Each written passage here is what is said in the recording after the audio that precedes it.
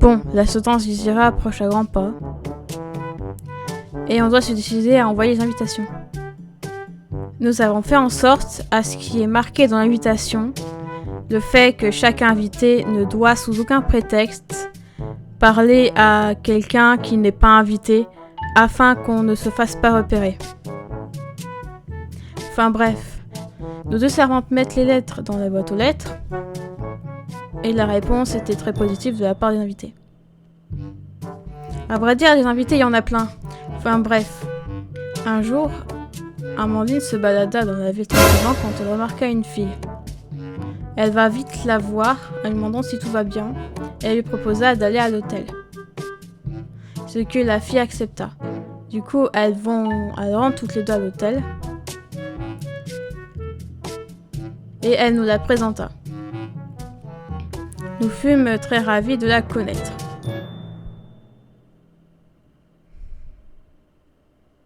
Du coup, elle vit désormais avec nous dans l'hôtel. On est le 25 décembre, le jour de la naissance d'Isira. Et je sais pas ce que j'ai fait, mais j'ai dû faire la grasse mat. Parce que lorsque je me suis réveillée, il était à peu près 11h ou midi, je sais pas. Du coup, je me réveille. Et là, je me rappelle qu'il y a une des servantes qui me disent que si je regardais fixement la porte de ma garde-robe, ça allait me changer automatiquement. Et la tenue que je vais porter, ça va être la tenue que je veux porter. Donc j'ai pris la décision de tester ça. Je fixe la porte et ça m'a directement changé. J'y crois pas, ça a bien marché. Enfin bref, je descends.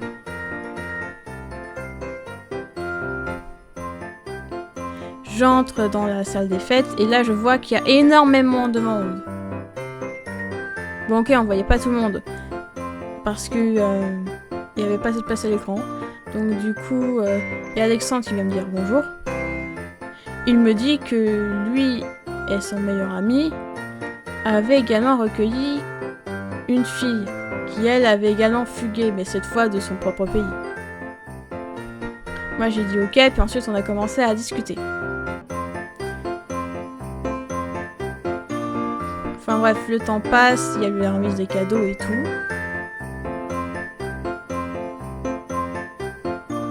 Et puis il y a Alex qui me raconta quelques anecdotes. Qu'il était carrément en cagoule me voir parce qu'il faut pas qu'il se fasse repérer. Enfin, bref, plein de trucs.